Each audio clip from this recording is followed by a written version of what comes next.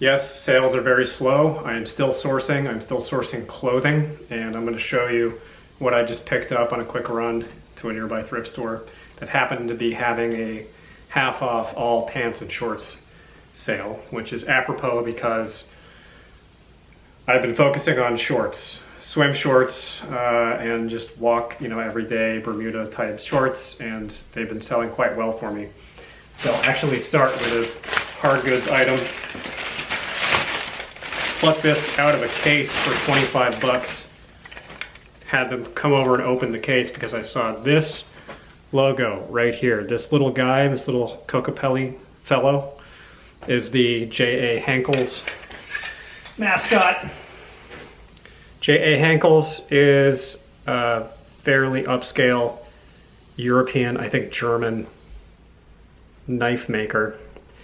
This, based on how it looks and feels, is one of the lower end knife sets. It's got all serrated edges on it.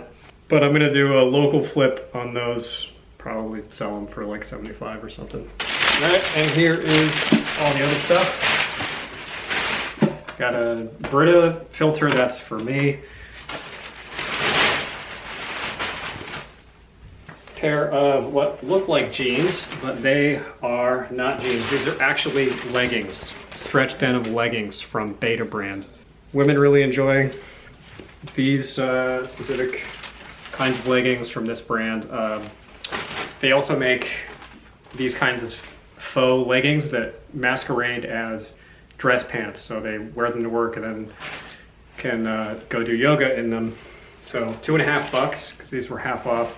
And a couple of cosmetic flaws, little flaws, but that'll be not that big of a problem.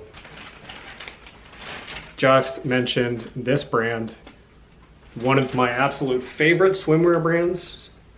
I don't think that's even swimwear. I think maybe that's a hybrid short, just a walking short. $2.50 for that. Pair of pretty basic Adidas, I'm gonna call these golf shorts, because they have the grippy interior. I don't know if that's specific to golf, but it just has the look and feel of golf shorts, even though it doesn't say golf on it, and $2.50 again. Very rare for me to get these kinds of prices at the thrift stores around here. This is a brand I almost never pick up unless it's vintage, and even then I'm a little bit gun shy.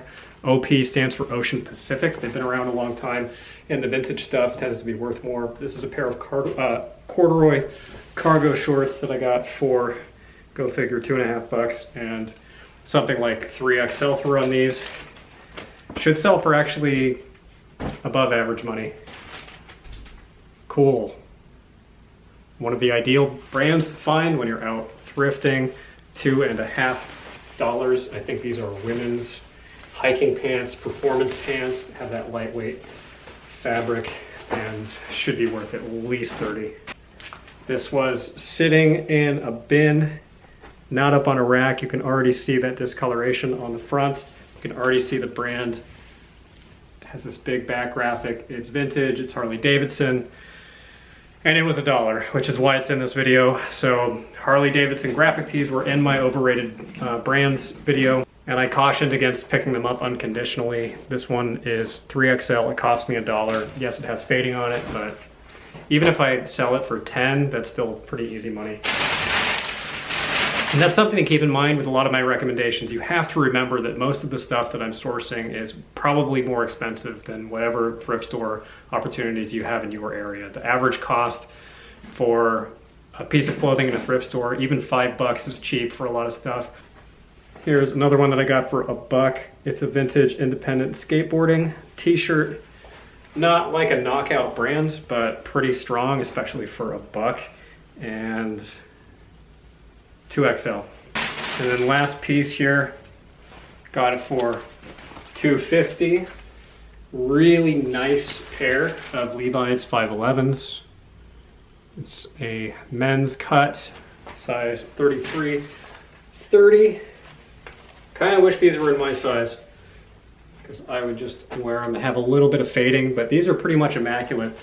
Should get at least 25 for those. And they have like that nice feel to, that nice feel. So yeah, that's just a little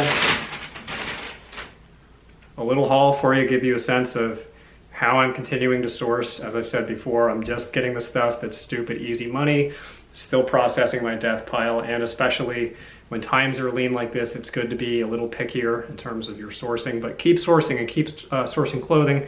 As a word of encouragement, I've been doing clothing reselling for at least 4 years at this point, and periodically, every year, every single year, there's some kind of a slump period, and every single time, all the soothsayers and the wizards come out of the woodwork to speculate about exactly why it is that sales are slow.